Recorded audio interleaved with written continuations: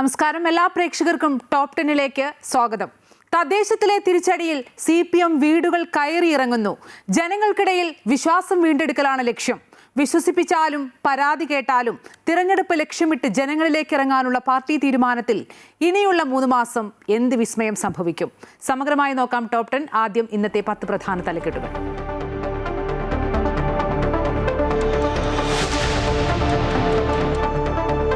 ശബരിമല സ്വർണ്ണക്കൊള്ളയിൽ തന്ത്രി കണ്ഠരര് രാജീവരെ വീണ്ടും അറസ്റ്റിൽ. SIT അറസ്റ്റ് ചെയ്തത് ദ്വാരപാലക ശില്പ കേസിൽ. KP ശങ്കരദാസ് ആശുപത്രിയിൽ റിമാൻഡിൽ. PS പ്രശാന്തിനെ വീണ്ടും ചോദ്യം ചെയ്യും. ശബരിമലയിലെ ആടിയ നെയ്യ് ക്രമക്കേടിൽ കേസെടുത്ത് വിജിലൻസ്. SP മഹേഷ് കുമാറിന്റെ നേതൃത്വത്തിലുള്ള സംഘം അന്വേഷിക്കും. 1,36,00,000 ക്രമക്കേട് നടന്നെന്ന് പ്രാഥമിക നിഗമനം.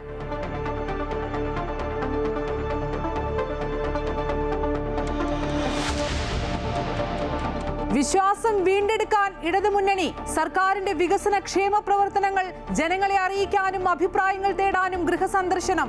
ചെറിയ തെറ്റുകളെ CPMന് തിരുത്താനുള്ളൂ എന്ന് general secretary MA Baby Amrita വാർത്തകളോട്. ജനാധിപത്യ മഹിളാ അസോസിയേഷൻ സംസ്ഥാന കമ്മിറ്റിയിൽ നിന്ന് PP ദിവ്യ പുറത്ത്.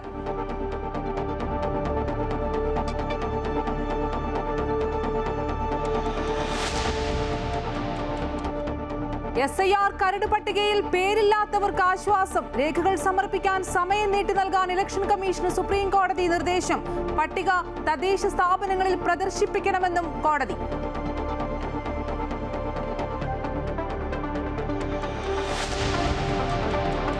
സംസ്ഥാന സ്കൂൾ കലോത്സവത്തിൽ ഇഞ്ചോടിഞ്ച് പോരാട്ടം. 432 പോയിന്റുമായി കണ്ണൂർ ഒന്നാമത്. തൊട്ടുപിന്നിൽ കോഴിക്കോട്. വേദിയിൽ തിളങ്ങി ജനപ്രിയ ഇനങ്ങൾ.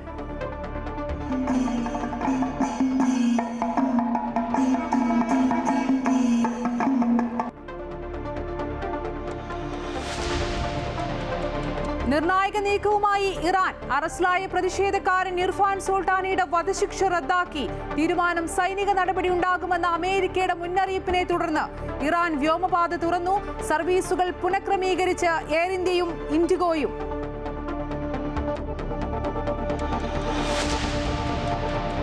ബീഹാർ കോൺഗ്രസിൽ അനിശ്ചിതത്വം. ആകെയുണ്ടായിരുന്ന 6 MLA-മാരും JDU-വിലേക്ക്. MLA-മാർ മുഖ്യമന്ത്രി നിതീഷ് കുമാറുമായി ചർച്ച നടത്തി. മമതാ ബാനർജിക്ക് തിരിച്ചടി. ED റെയ്ഡ് തടസ്സപ്പെടുത്തിയ പരാതിയിൽ പശ്ചിമബംഗാൾ സർക്കാരിന് സുപ്രീം കോടതി നോട്ടീസ്. സംഭവം ഗൗരവമുള്ളതെന്ന് കോടതി. CBI അന്വേഷണം വേണമെന്ന് ED.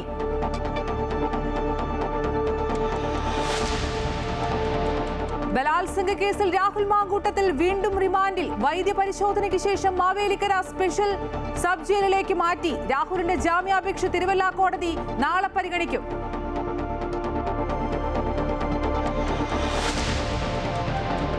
സന്തോഷ് ട്രോഫിക്കുള്ള 22-അംഗ കേരള ടീമിനെ പ്രഖ്യാപിച്ചു. പ്രതിരോധ താരം G സഞ്ജു നായകൻ. Under-19 ലോകകപ്പ് ക്രിക്കറ്റ് ആദ്യ മത്സരത്തിൽ അമേരിക്കയെ 6 വിക്കറ്റിന് തകർത്ത് ഇന്ത്യ.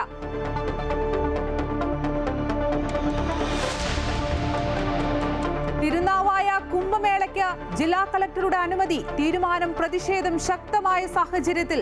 തിരുനാവായിൽ കുംഭമേള നടക്കുന്നത് 271 വർഷങ്ങൾക്ക് ശേഷം. Story of the day. അവർ ജീവിക്കും ഇനി അയോനയിലൂടെ.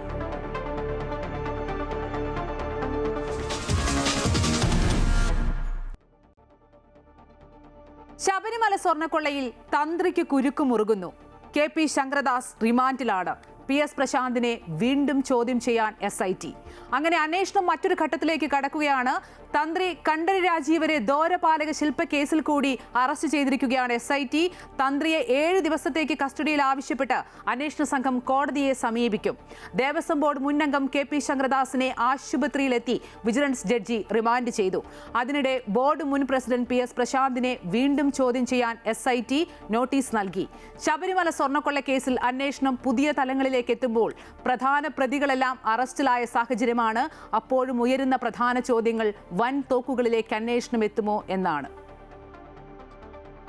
നിലവിൽ കട്ടിളപ്പാളി കേസിലാണ് തന്ത്രി കണ്ഠരര് രാജീവര് അറസ്റ്റിലായിരിക്കുന്നത്. തിരുവനന്തപുരം സബ് ജയിലിൽ കഴിയുന്ന തന്ത്രിയെ രണ്ടാമത്തെ കേസിലും SIT അറസ്റ്റ് ചെയ്തു. ദ്വാരപാലക ശില്പ കേസിലാണ് ഇപ്പോഴത്തെ അറസ്റ്റ്. ദ്വാരപാലക ശില്പങ്ങളിൽ പൊതിഞ്ഞ സ്വർണ്ണപ്പാളികൾക്ക് തിളക്കം കുറഞ്ഞെന്നും അവ മാറ്റണമെന്നും നിർദ്ദേശിച്ചത് തന്ത്രിയാണെന്ന് അന്വേഷണത്തിൽ കണ്ടെത്തിയിട്ടുണ്ട്. സ്വർണം പൂശാനെന്ന വ്യാജേന ഒന്നാം പ്രതി ഉണ്ണികൃഷ്ണൻ പോറ്റിക്ക് വിട്ടു നൽകാൻ തന്ത്രി മൗനാനുവാദം നൽകിയെന്നാണ് SITയുടെ കണ്ടെത്തൽ. കട്ടിളപ്പാളി കേസിൽ തന്ത്രിയുടെ ജാമ്യാപേക്ഷ ജനുവരി 19 കോടതി പരിഗണിക്കും. ഇതിനിടെ തിരുവനന്തപുരത്ത് ആശുപത്രിയിൽ കഴിയുന്ന ബോർഡ് മുൻ അംഗം KP ശങ്കരദാസിനെ വിജിലൻസ് ജഡ്ജി റിമാൻഡ് ചെയ്തു. ആശുപത്രിയിലെത്തിയാണ് നടപടിക്രമങ്ങൾ പൂർത്തിയാക്കിയത്. അതേസമയം മുൻ പ്രസിഡന്റ് PS പ്രശാന്തിനെ വീണ്ടും ചോദ്യം ചെയ്യാൻ SIT നോട്ടീസ് നൽകിയിട്ടുണ്ട്. 2008 മുതൽ 2025 വരെയുള്ള കാലയളവിലെ മുഴുവൻ ഇടപാടുകളും SIT അന്വേഷിക്കുകയാണ്. ഇതിന്റെ ഭാഗമായാണ് PS പ്രശാന്തിന്റെ ഇടപെടലുകളിൽ വ്യക്തത വരുത്താൻ SIT ശ്രമിക്കുന്നത്. അമൃത ന്യൂസ്, തിരുവനന്തപുരം. ശബരിമലയിൽ നെയ്വിൽപ്പനയിലെ ക്രമക്കേടിൽ കേസെടുത്ത് വിജിലൻസ്. ഹൈക്കോടതി ഉത്തരവ് പ്രകാരമാണ് നടപടി. ദേവസ്വം ഉദ്യോഗസ്ഥരും ജീവനക്കാരും ഉൾപ്പെടെ 33 പേർ പ്രതിസ്ഥാനത്തുണ്ട്. നെയ്വിൽപ്പനയിലൂടെ ലഭിച്ച ലക്ഷക്കണക്കിന് രൂപയുടെ വരുമാനം ദേവസ്വം ബോർഡിന് ലഭിച്ചിട്ടില്ല എന്നതാണ് ആരോപണം. പ്രത്യേക സംഘം രൂപീകരിച്ച് അന്വേഷണം നടത്തി 1 മാസത്തിനകം റിപ്പോർട്ട് നൽകണമെന്നാണ് കോടതി ഉത്തരവ്. ശബരിമലയിൽ അഭിഷേക ശേഷമുള്ള നെയ്യ് വിൽപ്പന നടത്തിയപ്പോൾ വ്യാപക ക്രമക്കേട് നടന്നുവെന്നാണ് ആരോപണം. നെയ്യ് വിൽപ്പനയിലൂടെ ലഭിച്ച ലക്ഷക്കണക്കിന് രൂപ ദേവസ്വം ബോർഡിന് നൽകിയിട്ടില്ല. ചീഫ് വിജിലൻസ് ആൻഡ് സെക്യൂരിറ്റി ഓഫീസറുടെ റിപ്പോർട്ടിന്റെ അടിസ്ഥാനത്തിൽ ഹൈക്കോടതി ദേവസ്വം ബെഞ്ചാണ് വിജിലൻസ് അന്വേഷണത്തിന് ഉത്തരവിട്ടത്. ദേവസ്വം ഉദ്യോഗസ്ഥരും ജീവനക്കാരും ഉൾപ്പെടെ 33 പേർ പ്രതിസ്ഥാനത്തുണ്ട്. വിജിലൻസിന്റെ പ്രത്യേക സംഘം അന്വേഷണം നടത്തണം. FIR രജിസ്റ്റർ ചെയ്ത് അന്വേഷിക്കുകയും 1 മാസത്തിനകം റിപ്പോർട്ട് സമർപ്പിക്കുകയും വേണമെന്ന് കോടതി ഉത്തരവിട്ടു. ഹൈക്കോടതിയുടെ മേൽനോട്ടത്തിലായിരിക്കും വിജിലൻസ് അന്വേഷണം. കുറ്റക്കാരായ ഉദ്യോഗസ്ഥർക്കെതിരെ കേസെടുക്കാൻ മുൻകൂർ അനുമതി ആവശ്യമില്ലെന്നും കോടതി പറഞ്ഞിട്ടുണ്ട്.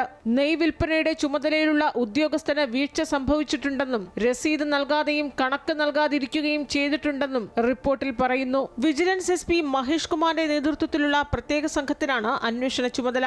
പ്രാഥമിക പരിശോധനയിൽ 3.5 കോടി രൂപയിലേറെ ക്രമക്കേട് കണ്ടെത്തിയെന്നാണ് വിജിലൻസിന്റെ റിപ്പോർട്ടിലുള്ളത്. അമൃത ന്യൂസ്, തിരുവനന്തപുരം.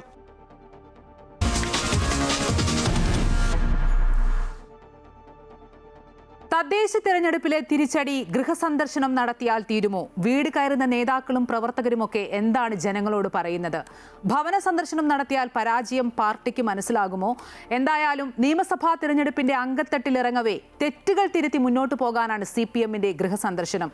മുതിർന്ന നേതാക്കൾ വിവിധ ഇടങ്ങളിൽ വീടുകൾ കയറി ജനങ്ങളുടെ പരാതികൾ നേരിട്ട് കേൾക്കുകയാണ്. CPMനെ തിരുത്താൻ ചെറിയ തെറ്റുകൾ മാത്രമേ ഉള്ളൂവെന്ന് general secretary MA Baby Amrita വാർത്തകളോട് പറഞ്ഞു. സംസ്ഥാന രാഷ്ട്രീയത്തിൽ വിസ്മയം കാണുമെന്ന് പ്രതിപക്ഷ നേതാവും മനപ്പായസം ഉണ്ണുകയാണെന്നും തെരഞ്ഞെടുപ്പ് ഫലം വരുമ്പോൾ പ്രതിപക്ഷ നേതൃസ്ഥാനത്ത് VD സതീശൻ തുടരുമോ, മറ്റൊരു കോൺഗ്രസ് നേതാവ് വരുമോ എന്നതാണ് കാണാനിരിക്കുന്ന വിസ്മയമെന്നും MA ബേബി പരിഹസിച്ചു. തദ്ദേശ തിരഞ്ഞെടുപ്പിലുണ്ടായ തിരിച്ചടി മറികടന്ന് നിയമസഭാ തെരഞ്ഞെടുപ്പിൽ ജനങ്ങളെ ചേർത്ത് നിർത്താൻ ഭവന സന്ദർശനം നടത്തി പരാതികൾ കേൾക്കുകയാണ് CPM. വീട് വീടാന്തരം കയറി തങ്ങൾക്കുണ്ടായ വീഴ്ചകളും തെറ്റുകളും ജനങ്ങളിൽ നിന്ന് നേരിട്ട് കേട്ടറിയുകയാണ് മുതിർന്ന നേതാക്കൾ. സർക്കാരിന്റെ വികസന ക്ഷേമ പ്രവർത്തനങ്ങൾ, മതനിരപേക്ഷത സംരക്ഷിക്കേണ്ടതിന്റെ പ്രാധാന്യം തുടങ്ങിയവ ജനങ്ങളുമായി സംവദിക്കും. സർക്കാരിനെ പ്രതിക്കൂട്ടിലാക്കുന്ന ശബരിമല സ്വർണ്ണക്കൊള്ളയിൽ നിഷ്പക്ഷ അന്വേഷണമാണ് നടക്കുന്നതെന്നും മറിച്ചുള്ളവ കള്ളപ്രചാരണമാണെന്നും പറയുകയാണ് CPM പ്രധാനമായും ചെയ്യുന്നത്. ന്യൂനപക്ഷങ്ങളെ എല്ലാ കാലവും ചേർത്ത് നിർത്തിയിട്ടുള്ളത് ഇടതുപക്ഷമാണെന്ന ഓർമ്മപ്പെടുത്തലും നടത്തുന്നു CPM. ഞങ്ങൾക്ക് വളരെ കുറച്ച് കാര്യങ്ങൾ മാത്രമേ തിരുത്തേണ്ടതായിട്ടുള്ളൂ. അപ്പോൾ തിരുത്തലെന്ന് പറയുന്ന ഈ പരിപാടിക്ക് വേണ്ടി ഒരുപാട് സമയം ഞങ്ങൾക്ക് വിനിയോഗിക്കേണ്ടി വരും എന്ന് ഞങ്ങൾ കരുതുന്നില്ല. അതേസമയം വിസ്മയങ്ങൾ ഉണ്ടാകുമെന്ന പ്രതിപക്ഷ നേതാവിന്റെ വാക്കുകളെ പരിഹസിച്ച് തള്ളുകയാണ് CPM നേതൃത്വം. പ്രതിപക്ഷ നേതാവ് ഈ ലോക്സഭാ തെരഞ്ഞെടുപ്പിലുണ്ടായ വിജയവും ത്രിതല പഞ്ചായത്ത് തെരഞ്ഞെടുപ്പിലുണ്ടായ വിജയവും വെച്ച് മനപ്പായസം ഉണ്ണുകയാണ്. വിസ്മയം എന്ന് പറയുന്നത് ഫെബ്രുവരി മാസം അവസാനത്തോടു കൂടി പ്രഖ്യാപിക്കപ്പെടാൻ പോകുന്ന നിയമസഭാ തെരഞ്ഞെടുപ്പ് ഫലം വരുമ്പോൾ ശ്രീ VD സതീശന് തന്നെ പ്രതിപക്ഷ നേതാവായിട്ട് തുടരാൻ കഴിയുമോ, അതോ കോൺഗ്രസിൽ നിന്ന് മറ്റാരെങ്കിലും ആണോ അദ്ദേഹത്തിന്റെ സ്ഥാനത്ത് പ്രതിപക്ഷ നേതാവായിട്ട് വരാൻ പോകുന്നത്? അതാണ് കേരളം കാത്തിരിക്കുന്ന വിസ്മയം. വാർഡ് തലത്തിൽ കുടുംബയോഗങ്ങളും ലോക്കൽ തലത്തിൽ പൊതുയോഗങ്ങളും CPM സംഘടിപ്പിക്കും. MLA മാർ അതാത് മണ്ഡലങ്ങൾ മുഴുവൻ സന്ദർശിക്കും. ജനുവരി 22 വരെയുള്ള ഒരാഴ്ചക്കാലം ഇനി നേതാക്കൾക്ക് തിരുത്തലുകളുടെ കാലമാണ്. അമൃത ന്യൂസ്, തിരുവനന്തപുരം. ജനാധിപത്യ മഹിളാ അസോസിയേഷൻ ഭാരവാഹിത്വത്തിൽ നിന്ന് പി ദിവ്യയെ ഒഴിവാക്കി. കണ്ണൂർ ADM ആയിരുന്ന നവീൻ ബാബുവിന്റെ ആത്മഹത്യയിൽ ആരോപണ വിധേയായ പി ദിവ്യയെ ജനാധിപത്യ മഹിളാ അസോസിയേഷൻ സംസ്ഥാന കമ്മിറ്റിയിൽ നിന്നാണ് ഒഴിവാക്കിയത്. മഹിളാ അസോസിയേഷൻ സംസ്ഥാന ജോയിന്റ് സെക്രട്ടറി ആയിരുന്നു ദിവ്യ. തിരുവനന്തപുരത്ത് ചേർന്ന സംസ്ഥാന സമ്മേളനമാണ് ഈ തീരുമാനം സ്വീകരിച്ചത്. പി ദിവ്യ ആവശ്യപ്പെട്ട പ്രകാരമാണ് ഒഴിവാക്കിയതെന്നാണ് ഔദ്യോഗിക വിശദീകരണം. സംസ്ഥാന സെക്രട്ടറിയായി CS സുജാതയെ തെരഞ്ഞെടുത്തു. KS സലീഖയാണ് സംസ്ഥാന പ്രസിഡന്റ്. E പത്മാവതി ട്രഷററാകും. 36 അംഗങ്ങളുള്ള എക്സിക്യൂട്ടീവ് കമ്മിറ്റിയെയും 116 സംസ്ഥാന കമ്മിറ്റിയെയും തിരഞ്ഞെടുത്തു. 25, 27, 28 തീയതികളിൽ ഹൈദരാബാദിൽ വെച്ച് ജനാധിപത്യ മഹിളാ അസോസിയേഷന്റെ അഖിലേന്ത്യാ സമ്മേളനവും നടക്കും. ജനാധിപത്യ മഹിളാ അസോസിയേഷൻ ഭാരവാഹിത്വത്തിൽ നിന്ന് പി ദിവ്യയെ മാറ്റിയ വിഷയത്തിൽ പ്രതികരിച്ച് മന്ത്രി R ബിന്ദു, ഒരാൾ മാത്രമല്ലല്ലോ മാറിയതെന്നും സമ്മേളനം വരുമ്പോൾ അത്തരം മാറ്റങ്ങൾ സ്വാഭാവികമാണെന്നും മന്ത്രി വ്യക്തമാക്കി. കേരള കോൺഗ്രസ് എമ്മിന്റെയും കേരള കോൺഗ്രസ് ജോസഫ് വിഭാഗത്തിന്റെയും നിർണായക യോഗങ്ങൾ നാളെ കോട്ടയത്ത് നടക്കും. നിയമസഭാ സീറ്റിൽ മത്സരിക്കുന്ന സീറ്റുകൾ, സ്ഥാനാർത്ഥികൾ തുടങ്ങിയ വിഷയങ്ങൾ ഇരു പാർട്ടികളുടെയും യോഗങ്ങളിൽ ചർച്ചയായേക്കും. അതേസമയം കേരള കോൺഗ്രസ് എമ്മിന്റെ രാഷ്ട്രീയ നിലപാടിൽ മാറ്റമുണ്ടാകുമോ എന്ന കാര്യത്തിലും നാളെ നടക്കുന്ന സ്റ്റിയറിംഗ് കമ്മിറ്റി യോഗം നിർണായകമാണ്. Kerala Congress M steering committee നാളെ രാവിലെ 11 മുതൽ കോട്ടയത്തെ സംസ്ഥാന കമ്മിറ്റി ഓഫീസിലും കേരള കോൺഗ്രസ് ജോസഫ് വിഭാഗത്തിൽ നിന്നും വിജയിച്ചു വന്ന ജനപ്രതിനിധികൾക്ക് സ്വീകരണവും പാർട്ടിയുടെ സ്പെഷ്യൽ കൺവെൻഷനും ഉച്ചകഴിഞ്ഞ് 2 മണി മുതൽ മാമൻ മാപ്പിള ഹാളിലുമാണ് നടക്കുന്നത്. നിയമസഭാ തെരഞ്ഞെടുപ്പ് ചർച്ചകൾ ചൂടുപിടിച്ചിരിക്കെ നാളെ നടക്കുന്ന യോഗങ്ങൾ ഇരു പാർട്ടികൾക്കും വളരെ പ്രാധാന്യമുള്ളതാണ്. തദ്ദേശ തെരഞ്ഞെടുപ്പ് ഫലം അവലോകനമാണ് കേരള കോൺഗ്രസ് എം സ്റ്റിയറിംഗ് കമ്മിറ്റിയിൽ ചർച്ചയ്ക്ക് വയ്ക്കുന്ന പ്രധാന അജണ്ടയായി സൂചിപ്പിച്ചിട്ടുള്ളത്. എന്നാൽ ചെയർമാൻ അനുവദിക്കുന്ന വിഷയങ്ങളിലും ചർച്ചകളുണ്ടാകും. നിയമസഭയിൽ എത്ര സീറ്റുകൾ ആവശ്യപ്പെടണമെന്നതും ഏതൊക്കെ സീറ്റിൽ ആരൊക്കെ സ്ഥാനാർത്ഥികളാകുമെന്നതും സ്റ്റിയറിംഗ് കമ്മിറ്റി തീരുമാനിക്കുമെന്ന് ജോസ് കെ മാണി ബുധനാഴ്ച വ്യക്തമാക്കിയിരുന്നു. കഴിഞ്ഞ നിയമസഭാ തെരഞ്ഞെടുപ്പിൽ ലഭിച്ചതിൽ കൂടുതൽ സീറ്റുകൾ ആവശ്യപ്പെട്ടേക്കുമെന്ന സൂചനകളും പല ഘട്ടങ്ങളിലും ഉയർന്നു വന്നിട്ടുണ്ട്. അതേസമയം കേരള കോൺഗ്രസ് എമ്മിൻ്റെ രാഷ്ട്രീയ നിലപാടിൽ എന്തെങ്കിലും മാറ്റമുണ്ടാകാൻ സാധ്യതയുണ്ടോ എന്നത് തന്നെയാണ് സ്റ്റിയറിംഗ് കമ്മിറ്റിയുടെ പ്രാധാന്യം വർദ്ധിപ്പിക്കുന്നത്. ചെയർമാനോ MLA മാരോ വിഷയം ഉന്നയിച്ചില്ലെങ്കിലും മറ്റ് സ്റ്റിയറിംഗ് കമ്മിറ്റി അംഗങ്ങൾ വിഷയം ഉന്നയിക്കാനുള്ള സാധ്യത ഏറെയാണ്. ഇടതുപക്ഷത്തിനൊപ്പം തുടരുമെന്ന് ജോസ് കെ മാണി ബുധനാഴ്ച പറഞ്ഞിരുന്നെങ്കിലും കേരള കോൺഗ്രസ് എം എവിടെയോ അവിടെയാണ് ഭരണമെന്ന വാക്കുകളാണ് വീണ്ടും സ്റ്റിയറിംഗ് കമ്മിറ്റിയിൽ രാഷ്ട്രീയ നിലപാട് മാറ്റത്തിന് സാധ്യതയുണ്ടോ എന്ന ചോദ്യം ഉയർത്തുന്നത്. കേരള കോൺഗ്രസ് ജോസഫ് വിഭാഗം നാളെ സംഘടിപ്പിച്ചിരിക്കുന്ന സ്പെഷ്യൽ കൺവെൻഷനിൽ PJ ജോസഫ് അടക്കമുള്ള പ്രധാന നേതാക്കളെല്ലാം പങ്കെടുക്കുന്ന സാഹചര്യത്തിൽ തെരഞ്ഞെടുപ്പ് വിജയം ചർച്ച ചെയ്യാൻ പ്രത്യേക യോഗവും ചേരും. കഴിഞ്ഞ തവണ 10 സീറ്റിൽ മത്സരിച്ച കേരള കോൺഗ്രസ് ഇത്തവണയും 10-ൽ കുറയാത്ത സീറ്റുകൾ വേണമെന്ന നിലപാടിൽ ഉറച്ചു നിൽക്കുകയാണ്. ഏതെങ്കിലും സീറ്റുകൾ വെച്ചു മാറണമെങ്കിൽ ഉഭയകക്ഷി ചർച്ചകളിലൂടെ തീരുമാനിക്കുമെന്നാണ് എക്സിക്യൂട്ടീവ് ചെയർമാൻ മോൻസ് ജോസഫ് വ്യക്തമാക്കിയിട്ടുള്ളത്. കഴിഞ്ഞ തവണ 10 സീറ്റുകൾ നൽകിയിരുന്നെങ്കിലും 2 സീറ്റുകളിൽ മാത്രമാണ് കേരള കോൺഗ്രസ് വിജയിച്ചതെന്ന കോൺഗ്രസിന്റെ ആക്ഷേപത്തെ കഴിഞ്ഞ തവണ ഏറ്റവും കൂടുതൽ സീറ്റിൽ മത്സരിച്ച കോൺഗ്രസ് ഏറ്റവും കൂടുതൽ സീറ്റിൽ തോറ്റു എന്ന മറുവാദം ഉന്നയിച്ചാണ് കേരള കോൺഗ്രസ് പ്രതിരോധിക്കുന്നത്. ഏതായാലും സീറ്റുകളുടെ കാര്യത്തിലും സ്ഥാനാർത്ഥികളുടെ കാര്യത്തിലും നാളെ നടക്കുന്ന കേരള കോൺഗ്രസ് യോഗത്തിൽ തീരുമാനമെടുക്കും. കേരള കോൺഗ്രസിൻ്റെയും കേരള കോൺഗ്രസ് എമ്മിൻ്റെയും ചെയർമാൻമാർ മത്സരിക്കുന്ന കാര്യത്തിലും നാളെ തീരുമാനം ഉണ്ടാവും. അമൃത ന്യൂസ്, കോട്ടയം. നിയമസഭാ തെരഞ്ഞെടുപ്പിന് മുന്നോടിയായി UDF നേതൃത്വത്തിൽ പ്രതിപക്ഷ നേതാവ് VD സതീശൻ നയിക്കുന്ന പുതുയുഗയാത്ര അടുത്ത മാസം 6-ന് കാസർഗോഡ് കുമ്പളയിൽ നിന്ന് തുടങ്ങും. ഫെബ്രുവരി 6-ന് തുടങ്ങുന്ന പ്രതിപക്ഷ നേതാവിന്റെ പുതുയുഗയാത്ര മാർച്ച് മാസം 6-ന് തിരുവനന്തപുരത്ത് സമാപിക്കും. ത്രിതല പഞ്ചായത്ത് തെരഞ്ഞെടുപ്പിൽ UDF-നുണ്ടായ വൻ വിജയം നിയമസഭാ തെരഞ്ഞെടുപ്പിലും ആവർത്തിക്കുമെന്ന് UDF കൺവീനർ അടൂർ പ്രകാശ്. യാത്ര സംബന്ധിച്ച് UDF കാസർഗോഡ് ജില്ലാ നേതൃയോഗം മുസ്ലിം ലീഗ് ഓഫീസിൽ ചേർന്നു. രാജ്മോഹൻ ഉണ്ണിത്താൻ MP ഉൾപ്പെടെയുള്ള നേതാക്കൾ UDF പുതുയുഗയാത്രയ്ക്കായുള്ള യോഗത്തിൽ പങ്കെടുത്തു.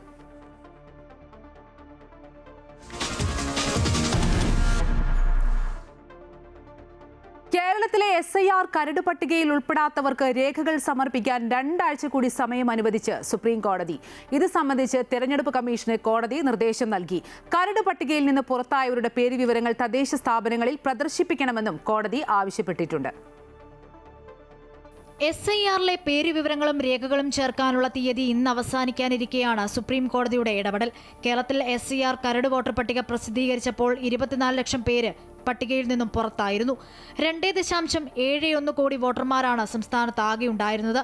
പുറത്തായവർക്ക് പട്ടികയിലേക്ക് കയറാനാകുമെന്നാണ് പ്രതീക്ഷ. കേരളത്തിലെ തീവ്ര വോട്ടർ പട്ടിക പരിഷ്കരണ പട്ടികയിൽ നിന്നും ഒഴിവാക്കപ്പെട്ടവരുടെ വിവരങ്ങൾ പഞ്ചായത്ത് ഓഫീസുകൾ പോലുള്ള പൊതുസ്ഥലങ്ങളിൽ ലഭ്യമാക്കണമെന്ന് സുപ്രീം കോടതി ഉത്തരവിട്ടു. അർഹരായവർ പുറത്താക്കപ്പെട്ടിട്ടുണ്ടോ എന്ന് പരിശോധിക്കാൻ സൗകര്യമൊരുക്കുന്നതിനായി ഈ പട്ടിക വെബ്സൈറ്റിലും പ്രസിദ്ധീകരിക്കണം. നിലവിൽ പട്ടികയിൽ നിന്നും പുറത്തായവർക്ക് പരാതി നൽകാനുള്ള സമയം നീട്ടി നൽകണമെന്നും കോടതി നിർദ്ദേശിച്ചു.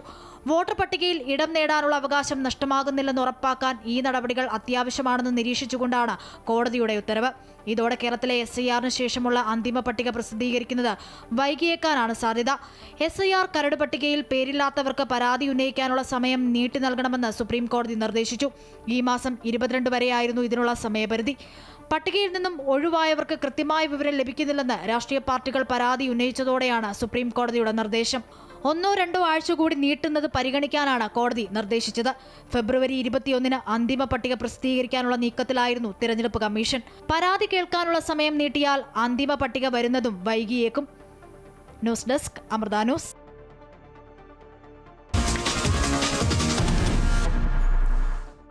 കലയരങ്ങ് co-powered by Vismaya Amusement Park, Parassinikkadavu, Kannur. in association with Swarnamukhi golden diamonds, സൂര്യപ്രഭയുടെ സ്വർണ്ണമുഖം, Kairali agriculture multi state cooperative society limited, Rico pain spray, herbal pain reliever, a product of Vaidyaratnam, Oushadhi, a government of Kerala undertaking.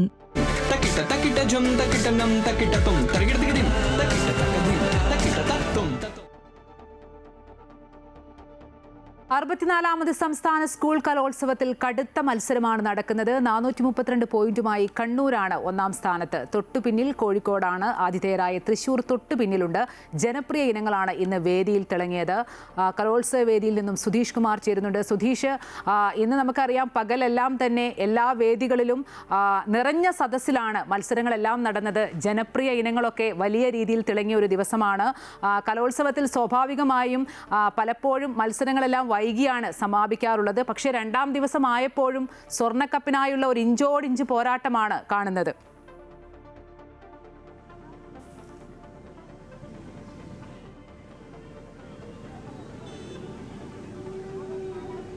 തീർച്ചയായും അമ്പിളി, അങ്ങനെ തന്നെയാണ്. കലോത്സവം അതിൻ്റെ ഒരു രണ്ടാം ദിനം അത് പൂർത്തിയായി കഴിഞ്ഞപ്പോൾ ഈ ഒരു മത്സരത്തിൻ്റെ ആ ഒരു വാശി അത് വളരെ ഏറെ പ്രകടമായിരുന്നു ഇന്നത്തെ ഈ രണ്ടാം ദിനം.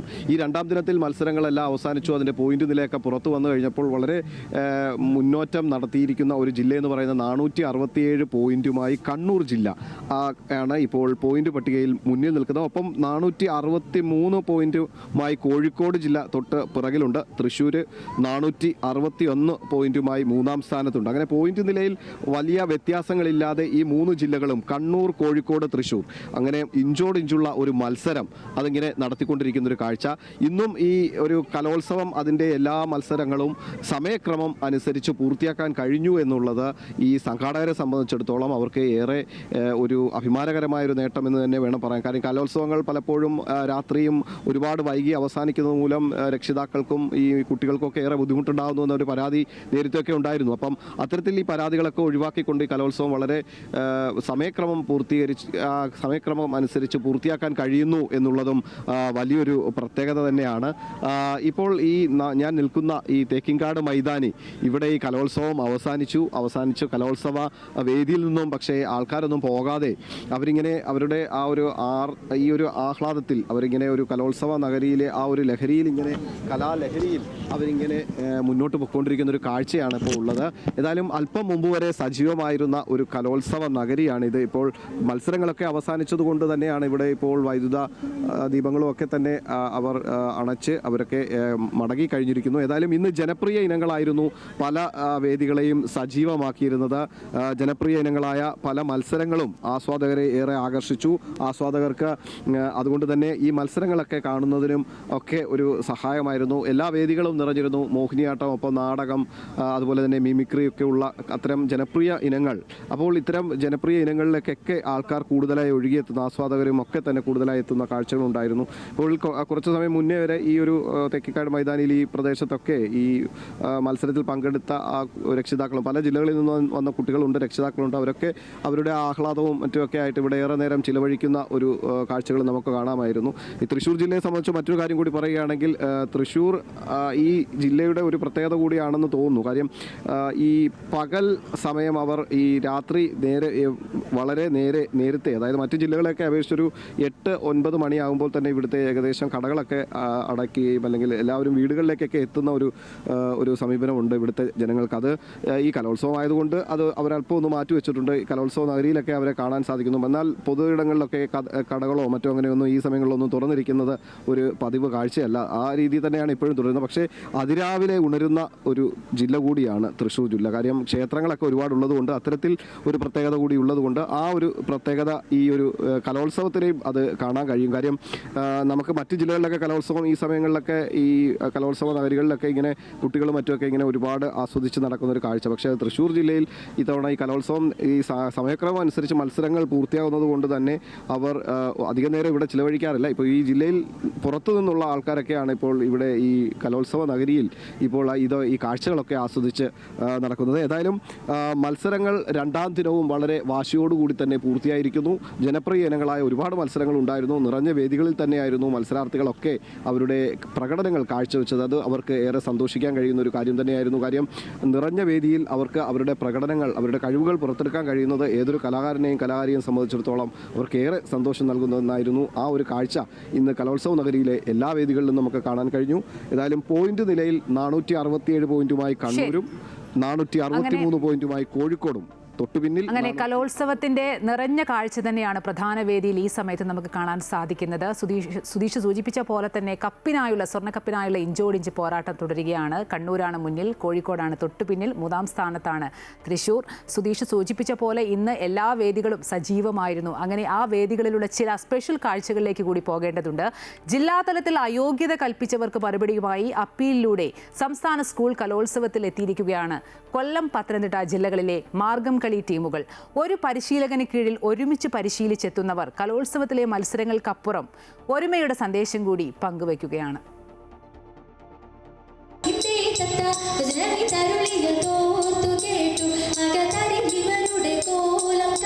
വേദി 14-ൽ മാർഗംകളി പുരോഗമിക്കുകയാണ്. പാട്ടുപാടുന്ന ആൾ ഉൾപ്പെടെ ഒരു ടീമിൽ പങ്കെടുക്കേണ്ടത് 7 പേർ. പക്ഷേ വേദിയിൽ നിന്ന് അല്പം മാറി അവസാനവട്ട പരിശീലനം നടത്തുന്ന ഒരു ടീമിൽ കളിക്കുന്നതാകട്ടെ 12 പേർ. കാര്യം തിരക്കിയപ്പോഴാണ് സംഗതി പിടികിട്ടിയത്. ഒരേ ചുവടുകളുമായി ഒരുമിച്ച് പരിശീലിക്കുന്നത് 2 ടീമുകളാണ്, കൊല്ലവും പത്തനംതിട്ടയും. ഇരു ടീമുകളെയും പരിശീലിപ്പിക്കുന്നതാകട്ടെ ഒരു പരിശീലകനും. തീർന്നില്ല ഇരു ടീമുകൾ തമ്മിലുള്ള സാമ്യം. സംസ്ഥാന തലത്തിലേക്ക് ഇരു ടീമുകളും എത്തിയതാകട്ടെ അപ്പീലിലൂടെയും. നമ്മുടെ 2 ടീമിനെ സംബന്ധിച്ചിടത്തോളം ഞങ്ങളൊരു എന്താ പറയുക, കയ്യാലപ്പുറത്തിരിക്കുന്ന തേങ്ങ പോലെയാണ്. നമ്മൾ രണ്ടും ജില്ലയിൽ സെക്കൻഡായ 2 ടീമുകളാണ്. അപ്പോൾ നമ്മൾ അപ്പീലിൽ വന്നിട്ടുള്ളതാണ്. അപ്പം നമുക്കൊരു ആത്മവിശ്വാസം, അല്ലെങ്കിൽ നമുക്ക് അത്രയും കറക്റ്റായിട്ടുള്ള കാര്യങ്ങളെക്കുറിച്ച് അറിയാവുന്നത് കൊണ്ടാണ് നമ്മൾ അപ്പീലിന് പോയതും മുന്നോട്ട് വന്നതൊക്കെ. അപ്പോൾ ഇവർ രണ്ടും നന്നായിട്ട് കഷ്ടപ്പെട്ട് ആ ഒരു എല്ലാ വീക്കെൻഡും അവരുടെ ഓഫ് ഡേയ്സും ട്യൂഷനും ഒക്കെ മാറ്റി വെച്ച് നല്ലപോലെ കഷ്ടപ്പെട്ടാണ് വന്നിരിക്കുന്നത്. അപ്പോൾ അതിൻ്റെ ഉള്ള റിസൾട്ടാണ് നമ്മൾ പ്രതീക്ഷിക്കുന്നത്. ജില്ലാതലത്തിൽ നടന്ന മത്സരങ്ങളിലെ ക്രമക്കേടാണ് ഇരു ടീമുകളെയും സംസ്ഥാന തലത്തിൽ നിന്ന് അയോഗ്യരാക്കിയത്. പക്ഷേ തോൽക്കാൻ ആ പരിശീലകനും കുട്ടികളും ഒരുക്കമായിരുന്നില്ല. ചുവടുകളിലും താളത്തിലും മെയ്വഴക്കത്തിലുമെല്ലാം ഒത്തൊരുമ വേണ്ട ഇനം അവർ ഒരുമിച്ച് തന്നെ പരിശീലിച്ചു. വന്ദനഗാനവും 14-ാം പാദവും നിർബന്ധമായും അവതരിപ്പിക്കേണ്ട മാർഗംകളിയിൽ മത്സരാർത്ഥികൾ തമ്മിലുള്ള ഐക്യമാണ് പ്രധാനം. ആ ഐക്യവും ഒത്തൊരുമയുമാണ് Kozhencherry Saint Thomas Kulasekharapuram government സ്കൂളുകളിലെ കുട്ടികൾ തെളിയിക്കുന്നത്. ഇനി മത്സരഫലം എന്തു തന്നെയായാലും ഒന്നുറപ്പാണ്, ഇവിടെ വിജയിക്കുന്നത് 12 കുട്ടികളുടെ ഒത്തൊരുമയും പോരാട്ടവീര്യവുമാണ് എന്ന നല്ല തെളിമയുള്ള ഉറപ്പ്. കലോത്സവവേദിയിൽ നിന്ന് അമർജിത്ത് കൽപ്പറ്റയ്ക്കൊപ്പം അജയ് നാഥ്, അമൃത ന്യൂസ്. ഇനി കലോത്സവ വേദിയിലെ മോഹിനിയാട്ട മത്സരത്തിന്റെ വിശേഷങ്ങളിലേക്കാണ്. കേരളത്തിന്റെ ലാസ്യ നൃത്ത കലാരൂപമായ മോഹിനിയാട്ടത്തിന് കലോത്സവ വേദികളിൽ ഒരുപാട് കുട്ടികൾ പങ്കെടുക്കാറുണ്ട്. അതുകൊണ്ട് തന്നെ ഏറെ ആസ്വാദകരും ഈ ശാസ്ത്രീയ നൃത്ത കലാരൂപത്തിനുണ്ട്. മത്സരത്തിൽ ആസ്വാദകരുടെ മനം കവർന്ന ആദിലക്ഷ്മിയുടെ വിശേഷങ്ങൾ കാണാം. കൊല്ലത്ത് നടന്ന സംസ്ഥാന സ്കൂൾ കലോത്സവത്തിൽ കാസർഗോഡ് ജില്ലയെ പ്രതിനിധീകരിച്ച് മോഹിനിയാട്ട മത്സരത്തിൽ A ഗ്രേഡ് സ്വന്തമാക്കിയ ആദിലക്ഷ്മി ഇന്ന് മത്സരിച്ചത് കൊല്ലം ജില്ലയിലെ പാരിപ്പള്ളി അമൃത സ്കൂളിനെ പ്രതിനിധീകരിച്ചാണ്. ആദിലക്ഷ്മി ഇപ്പോൾ നമ്മളോടൊപ്പം ഉണ്ട്. ആദിലക്ഷ്മി, ആദ്യം തന്നെ ഈ ഒരു മാറ്റം എങ്ങനെയായിരുന്നു? കാസർഗോഡ് ജില്ലയ്ക്ക് വേണ്ടി മത്സരിക്കുന്നു, ഇപ്പോൾ കൊല്ലം ജില്ലയിലെ പാരിപ്പള്ളി അമൃത സ്കൂളിൽ നിന്നും മത്സര രംഗത്തെത്തുന്നു. എന്തായിരുന്നു അത്? ഞാൻ 9th-ലായിരുന്നപ്പോൾ അമ്മയ്ക്ക് അവിടെ കാസർഗോഡ് ജോലി കിട്ടി, അതാണ് അവിടോട്ട് പോയത്. അപ്പോൾ ആ വർഷം സ്റ്റേറ്റ് നടന്നത് കൊല്ലത്ത് വെച്ചായിരുന്നു. അപ്പോൾ സ്വന്തം നാട്ടിൽ തന്നെ സ്റ്റേറ്റിൽ വരാൻ പറ്റി. കേരള നടന മോഹിനിയാട്ടം ഉണ്ടായിരുന്നു. അതുപോലെ തന്നെ കഴിഞ്ഞ വർഷം ട്രിവാൻഡ്രത്ത് വെച്ചായിരുന്നു, അവിടെയും കാസർഗോഡ് ജില്ലയെ റെപ്രസെൻ്റ് ചെയ്ത് വരാൻ പറ്റി കേരള നടനത്തിന്. ഇപ്രാവശ്യം സ്വന്തം നാട്ടിൽ നിന്ന് തന്നെ ഇപ്പോൾ തൃശ്ശൂർ ജില്ലയിൽ വരാൻ പറ്റി. ഇന്ന് മോഹിനിയാട്ടം കളിച്ചിറങ്ങിയതേ ഉള്ളൂ. എൻ്റെ മാക്സിമം കളിക്കാൻ പറ്റിയെന്ന് തോന്നുന്നു. ഇനി കുറച്ച് കാര്യങ്ങൾ, അതായത് ഇപ്പം നമ്മൾ ആ ഇങ്ങോട്ടേക്കുള്ള വരവിനെ പറ്റി പറഞ്ഞു. ഈ മോഹിനിയാട്ടം എത്ര നാളായി പഠിക്കുന്നു, എങ്ങനെയാണ് അതിൻ്റെ ഒരു മുന്നോട്ടുള്ള എങ്ങനെയൊക്കെ ആയിരുന്നു? ഞാൻ 3rd മുതലേ മോഹിനിയാട്ടം പഠിച്ചു തുടങ്ങിയതാണ്. ഫസ്റ്റ് പാർട്ടിസിപ്പേറ്റ് ചെയ്യുന്ന ശലഭമേള എന്നുള്ള മത്സരത്തിനാണ്. അന്ന് ശലഭറാണി ആയിരുന്നു. 8 ഐറ്റത്തിന് ഫസ്റ്റ് കിട്ടിയിട്ടുണ്ടായിരുന്നു, ഒരു ഐറ്റത്തിന് സെക്കൻഡ്. അങ്ങനെ അന്ന് മുതലാണ് മോഹിനിയാട്ടം സ്റ്റാർട്ട് ചെയ്തത്. അച്ഛനാണ് പഠിപ്പിക്കുന്നത് തന്നെ ഡാൻസ് എല്ലാം. ഇപ്പോൾ പഠിക്കുന്നത് ഏത് ക്ലാസ്സിലാണ്? ഞാനിപ്പോൾ +1 വിദ്യാർത്ഥിയാണ്. അതായത് ഇപ്പോൾ എത്ര വർഷം എന്ന് വേണമെങ്കിൽ പറയാം നമുക്ക്? ഡാൻസ് പഠിച്ചു തുടങ്ങിയിട്ട് LKG UKG മുതൽ പഠിച്ചു തുടങ്ങി.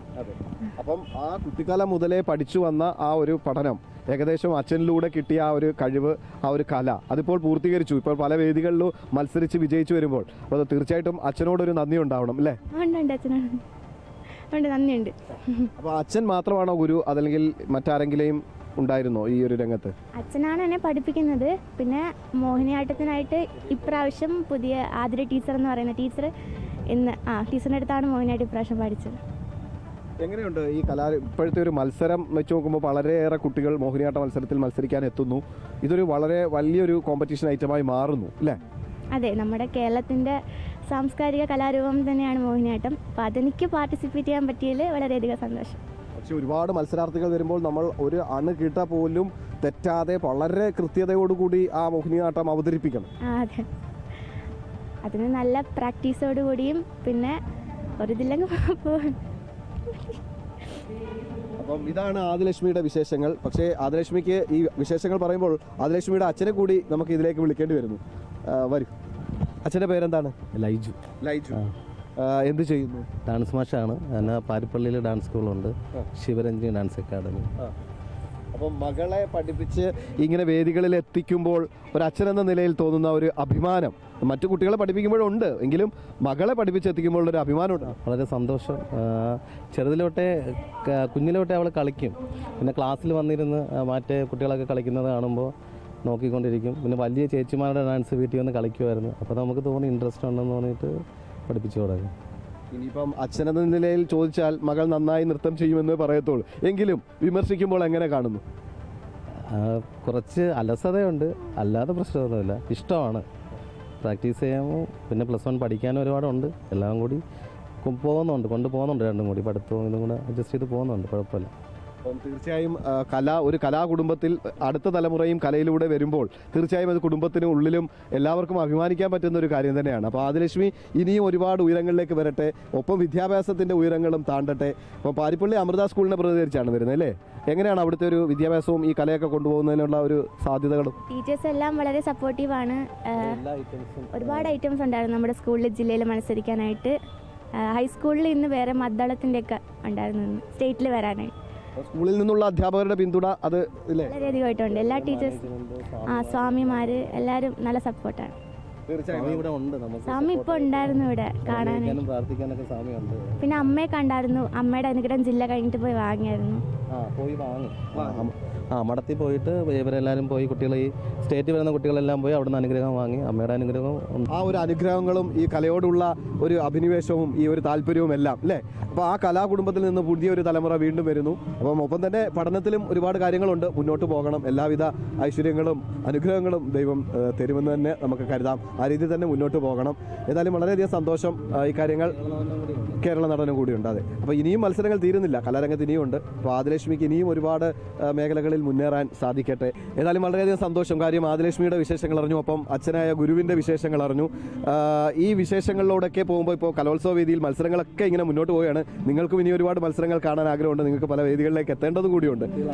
എൻ്റെ ഫ്രണ്ട് അടുത്ത സ്റ്റേജിൽ കളിക്കാൻ ഇറങ്ങുക, കുച്ചിപ്പിടിക്ക് ഹൈസ്കൂൾ. തീർച്ചയായും അവിടെ അങ്ങോട്ട് പോകണം. അതെ, അപ്പം മാഷിൻ്റെ ഒരു ശിഷ്യയുടെ പ്രകടനം ഇനി വേറെ വരുന്നുണ്ട്, അപ്പോൾ അത് അവർക്ക് കാണണം. ഏതായാലും കലോത്സവ വേദിയിൽ നിന്നും പ്രദീപ് വാളത്തുങ്കലിനൊപ്പം സുധീഷ്, അമൃത ന്യൂസ്. ഇനി സംസ്ഥാന സ്കൂൾ കലോത്സവത്തിലെ മദ്ദള മത്സരത്തിൽ കണ്ട ഒരു വേറിട്ട കാഴ്ചയിലേക്കാണ്. മത്സരിക്കാൻ പാരിപ്പള്ളി അമൃത സ്കൂളിലെ കുട്ടികൾ, അവരെ പ്രോത്സാഹിപ്പിക്കാൻ വർഷങ്ങൾക്കപ്പുറം ഇതേ സ്കൂളിനെ പ്രതിനിധീകരിച്ച് കലോത്സവ വേദിയിൽ തിളങ്ങിയ അനിമോനും. കലോത്സവ വേദിയിൽ നിന്നും സുധീഷ് തയ്യാറാക്കിയ മദ്ദള വിശേഷങ്ങളിലേക്ക്. കലോത്സവ വേദിയിലെ മദ്ദള വിശേഷങ്ങളാണ് ഇനി. പാരിപ്പള്ളി അമൃത സ്കൂളിലെ വിദ്യാർത്ഥികളാണ് ഇപ്പോൾ ഈ മദ്ദള കലാരൂപവുമായി ഇപ്പോൾ വേദിയിൽ മത്സരിച്ചിരിക്കുന്നത്. അവർ മത്സരശേഷം ഇപ്പോൾ നമ്മളോടൊപ്പം ചേരുന്നു. എന്നാൽ ഒന്ന് തുടങ്ങിയാലോ?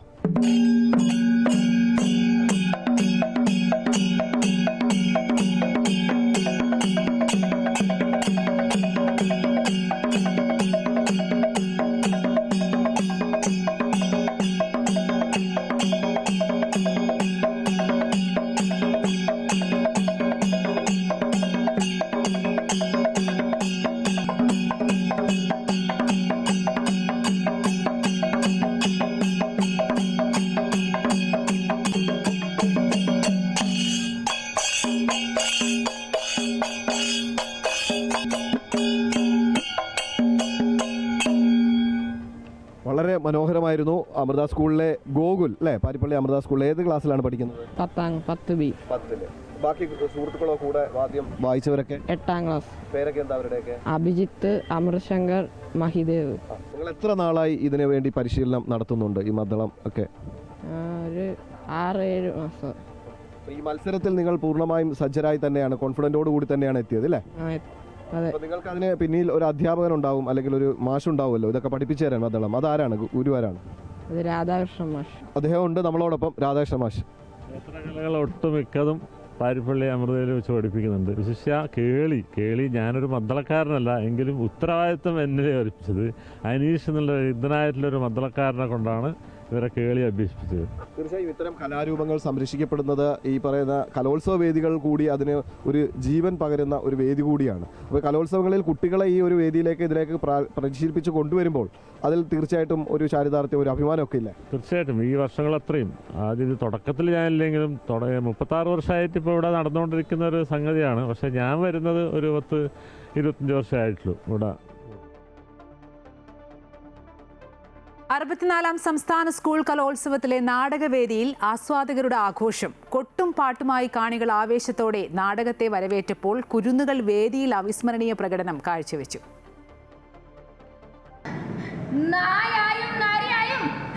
ഒപ്പം മരണവുമുണ്ട്.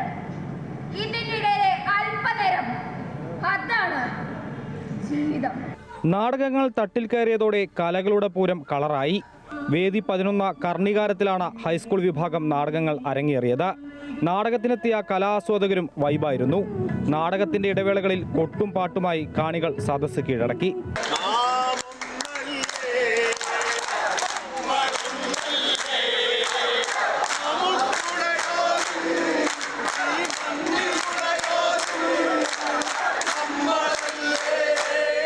നാടകങ്ങൾ ഓരോന്നായി തുടങ്ങിയതോടെ കുരുന്നുകളുടെ പ്രകടനം വേദിയും കീഴടക്കി. കലോത്സവത്തിലെ പ്രധാന മത്സരങ്ങളിലൊന്നാണ് നാടകം. നിരവധി അഭിനേതാക്കളെ വാർത്തെടുക്കുന്ന ഇടമാണ് കലോത്സവങ്ങളിലെ നാടകവേദികൾ. ഭാവിയിലെ സൂപ്പർ സ്റ്റാറുകളാണ് ഈ കുരുന്നുകളിൽ പലരും.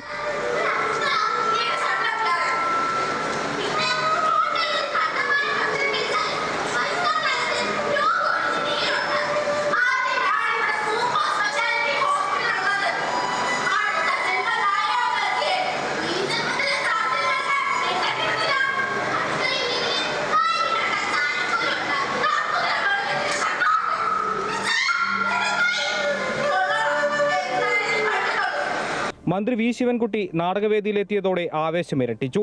വേദിയിലിരുന്ന് നാടകം കണ്ട കുട്ടികളെ പ്രശംസിച്ചാണ് മന്ത്രി മടങ്ങിയത്. അമൃത ന്യൂസ്, തൃശൂർ.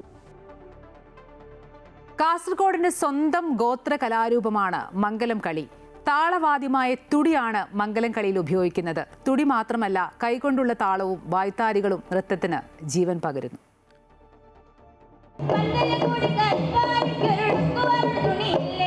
സങ്കീർണമായ നിയമങ്ങളോ ശാസ്ത്രീയ ഗ്രന്ഥങ്ങളോ ഒന്നുമില്ലാത്ത വളരെ ലളിതമായ കലാരൂപങ്ങളാണ് ഗോത്രകലകൾ. അതുപോലെ തന്നെയാണ് അവയുടെ താളവും. തുടികൊട്ടിയാണ് മംഗലം കളിക്ക് ചുവട് വെക്കുന്നത്. 2 തരം ശബ്ദത്തിൽ തുടികൾ ഉണ്ടെങ്കിലും ഒരുമിച്ച് കൊട്ടുമ്പോൾ അവയുടെ ശബ്ദം ലയിച്ച് ഒന്നാകുന്നു. ഇതിൽ തുടി എന്ന് പറയുന്ന 2 തരമുണ്ട്. ഒന്ന് പാണന്തുടി, പെരുന്തുടി. പെരുന്തുടി എന്ന് പറയുമ്പോൾ നമ്മളൊരു ബാസ് കൊടുക്കുക എന്ന് പറയും, ഒരു സൗണ്ട് കയറ്റി കൊടുക്കുക.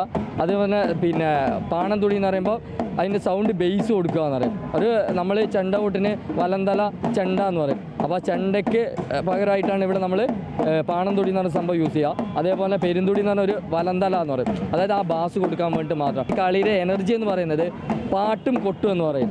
ഈ കൊട്ടും പാട്ടും ലോ ആയി കഴിഞ്ഞാൽ കളിയും ലോ ആയി പോകും.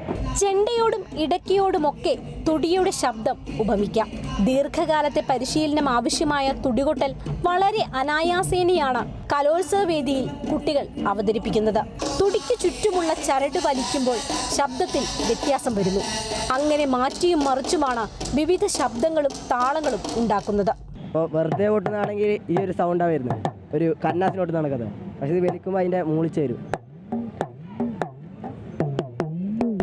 പാട്ടിനനുസരിച്ച് ഇത് വലിക്കുമ്പോൾ അതിൻ്റേതായ താളത്തിലും സ്വരത്തിലും കളി നടക്കും, പാട്ടിന് ഈണം മാറും. ഇതിങ്ങനെ വലിക്കുമ്പോൾ ഇത് ടൈറ്റാവും, ഈ വക്കെല്ലാം ടൈറ്റാവും. അപ്പോൾ ഇതിൻ്റെ മൂളിച്ച് വരും. ഇതിന് രണ്ട് സൈഡ് ഓട്ടയുണ്ടാവും, ഇങ്ങോട്ട് അടിക്കുമ്പോൾ മൂളിച്ച് വരും. പരമ്പരാഗതമായി പുരുഷന്മാരാണ് തുടി കൊട്ടിയിരുന്നത്. എന്നാൽ കാലം പുരോഗമിച്ചപ്പോൾ പെൺകുട്ടികളും തുടിയും കോലും കയ്യിലെടുത്തു. തുടിയുടെ താളം മാത്രമല്ല, ചുവടുകൾക്കിടയിൽ കൈ ശരീരത്തിലടിച്ചും കളിക്കാർ താളം സൃഷ്ടിക്കുന്നു.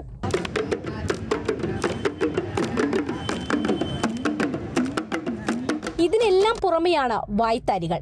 വഞ്ചിപ്പാട്ടിലോ ഞാറ്റുപാട്ടിലോ ഒന്നും കേൾക്കാത്ത തരത്തിലുള്ള വായ്ത്താരികളാണ് മംഗലം കളിക്കുള്ളത്. ചുവട് വെക്കുന്നവർക്ക് ഊർജം പകരുന്നത് ഈ വായ്ത്താരികളാണ്.